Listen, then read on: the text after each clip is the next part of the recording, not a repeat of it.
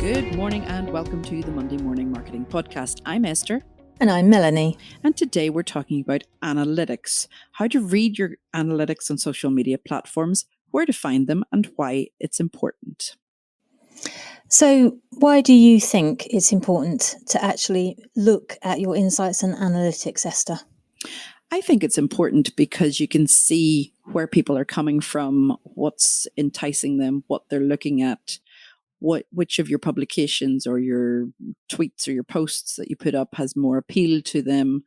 Is it a specific hashtag or word or image, or is it more appealing that they watch a video?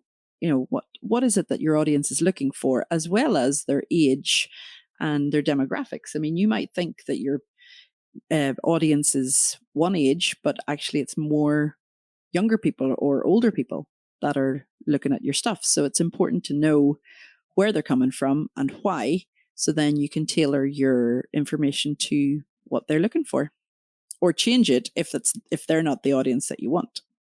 No, absolutely. But I wonder if we were talking to our audience right now, face to face, and said, when was the last time you looked at your insights or your analytics for each of your social media platforms? I wonder how many of them would actually be able to say in the last week or even in the last month. Yeah, I'd say it was very few. Yeah. Very, very few, because it's important to look at them frequently. But I mean, there's no magic number, is there, Melanie? Well, I wouldn't have thought so. I mean, it's sometimes fairly obvious, even without going into analytics, because you can see if somebody's had their post picked up by a great crowd of people. You can see the engagement soaring. You'll see a proposition certainly from Facebook saying, this is doing really, really well. Would you like to pay to promote this further? And so that gives you instantly the idea that it's doing really well. Yeah. But not every platform does that, in fairness. No. And yet what you were talking about there is Facebook. So let's talk a bit more about what Facebook does in terms of analytics and what you can see. Well, as you know, there's only analytics of any real sort on a Facebook business page, which is what we would encourage everybody to have for their business and not use a personal page. So if you're going to use a business page, at the very top, when you're in your business page, you'll be able to see an area called Insights. Now, for some people, this may have dropped down to a drop-down menu off the top, normally in More. So have a look. You might see it on the very top row or in the More section. It will immediately take you to the overview for the last 7 days, and you can change that over to a month if you'd like, but it'll only go up to a month and no more. And what I do like about this particular area is you can export data from there into a CSV file. So it's dead handy, especially if you've got a very busy page. Yeah. The areas I tend to look at first, I mean, they're all worthy of looking at. There's a section on the left-hand side where you can tap into each part and select different parts to view of your insights. And the areas I go to first would be people and posts. And the people would tell you, hopefully, what age range and gender your audience is. And you can straight away see where most of your audience is. And that will really, really help you confirm what type of people are following you, what age range are following you, and slightly further down, you'll be able to see where they live or where they say they live. Let's remember two different things. Let's remember this is all based on the fact that the Facebook page owned by the person is being kept up to date. Now, obviously, it's not always kept up to date. I've got several fans on my Facebook page from very obscure, weird and wonderful places in the world.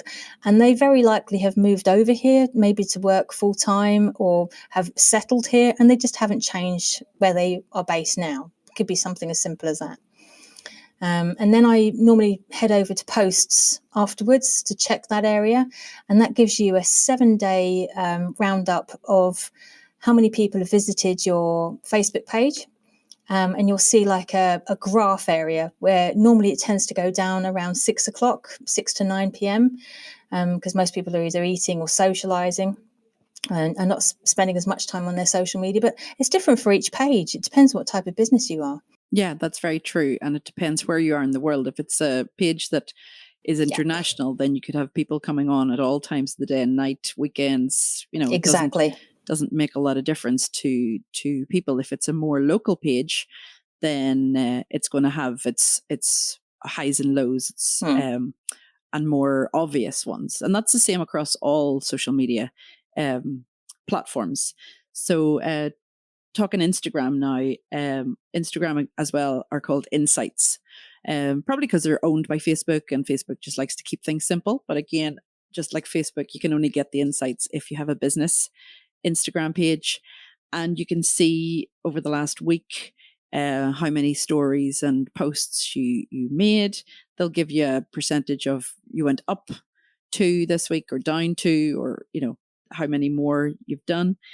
They'll show you how many times they've been viewed by different people. So it could be that, if you've got a small page just starting out, it could be in the 10s, 20s, all the way up to the thousands or millions if you're one of the celebrities. And you can see your stories that you've done previously over the last 28 days. They're stored there as well as to how many people viewed them. So yes, your story disappears from your Instagram after 24 hours, but the analytics can still be viewed up to 28 days later. So in a way, we were saying at the start that it doesn't really matter, or there's no magic number as to when to view your analytics, but obviously within 28 days in terms of Facebook and Instagram, so you can see what has happened that in those 4 weeks, to see what you need to do to improve in the next 4 weeks would be a good idea. You can also see in your audience in Instagram how the audience has grown, where the top locations are by cities, by countries, and again the demographics of the age and gender. They're all very useful information to have as well. Again, with Instagram, you can see over the last week on what days work best, what hours work best. Again, that could all change from one day to the next. When we started our podcast, it was pre-coronavirus times, and there were certain times that everybody was online. You'd almost be guaranteed that people were online during the rush hour commute in the morning and in the afternoon. And now that they're working from home, there is no set time. So you could, what you thought worked pre-coronavirus might not be working right now. So you need to go back in and review your analytics again. We're also, there's also analytics on Twitter. Now they do call them analytics, and it can get a bit confusing as to the different platforms that you're on, which word you have to use, or what you have to call the different things. So Twitter analytics are found in the More button on your homepage, and you can go back previous months. Again, at the top it shows you a 28-day summary of the last 28 days, but you can go down through all the previous months and see what worked best, how many tweets you sent out, what impressions they had, that's how many people saw them, how many profile visits you got out of those, if anybody mentioned you, if you gained new followers. You can see all that. You can see your top tweet, your top mention, your top follower. If they have thousands of followers, you might want to follow them back. A top media tweet, which usually has a video or an image on it. And it'll give you a little bit of an insight into your Twitter ads if you're running any. But again, over the top, it's a graph, if it's gone up or if it's gone down, as to percentages and numbers. So it's all very interesting, but some people might turn around and just go, it's all too overwhelming.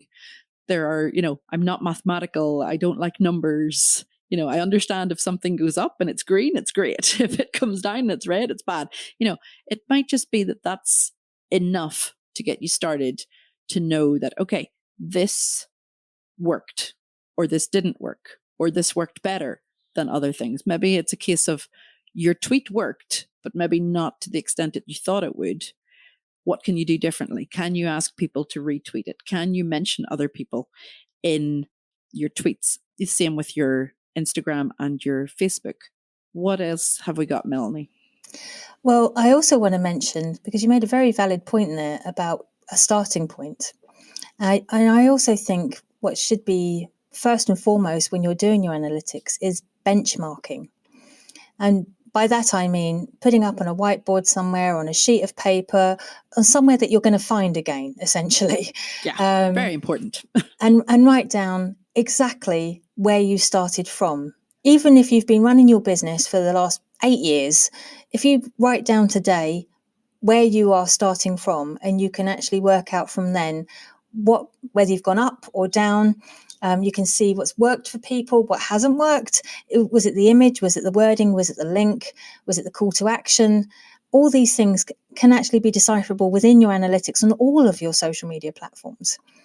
Now, I'm going to mention another social media platform now, Esther, and it's one that's just not used enough, in my opinion. It's Google My Business. Yes, definitely underrated, but very, very necessary. And people generally turn around and go, but that's not a social media network because you're not interacting with people on it. So I disagree. I completely disagree. In fact, most decent website designers these days will actually automatically set you up on a Google My Business account. They may never ever do anything else afterwards, but it's just an automatic go-to for a lot of website developers to set up your business on a Google My Business account purely for no other reason than to give you a map and to give you a way to be found in directions and local searches.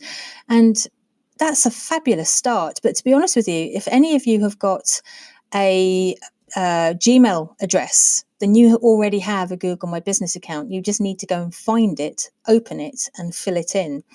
And this is yet another product of Google. And most people, certainly in Ireland, I can't speak for other countries, unfortunately, but certainly in Ireland, use Google as a search engine. You've got experience with other countries, haven't you? Do you know if other people use Google? Yeah. Most countries that we work with would use Google. It's just, it's even become a verb. You Google it. That's true. It's in the dictionary now. There's no getting away from Googling. So absolutely, it's essential that you get some, more and more products being used by Google. And this is an obvious one. I mean, you can get Google reviews, which are akin to TripAdvisor for people for holidays.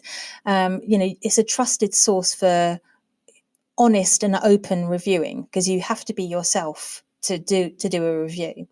Then you've got directions. You can put up posts. You can get messages through it. I mean, I share all of my blogs personally on Google My Business, because this is a formidable search engine optimization tool. So if you go into your Google My Business account and open it up and fill it all in, once you're in there, there's a section again called Insights, unsurprisingly. And you can find out from there what kind of queries people were finding your business under. So it's Google AdWords fundamentally. And then you can see how people found you in searches. Was it direct? Was it through discovery? And you can see how many people viewed your page on listings or in maps, obviously, again, because of your Google map. And it'll even tell you how many people clicked onto your website or called you directly or looked for directions. I mean, it really is a formidable tool, and it's very, very, very underused. Yeah, and we'll be talking about it again next week in more detail, all about Google My Business and how to set it up. And even if you're not in a physical location and in need of a map, then you can also use Google My Business. But for now, if you have any questions about reading analytics, about where to find your analytics, about why you need to find your analytics, do get in touch with us. You can find us on all social media and on our website, themondaymorningmarketing.com. And we hope you can tune back in again next week. Thanks for joining.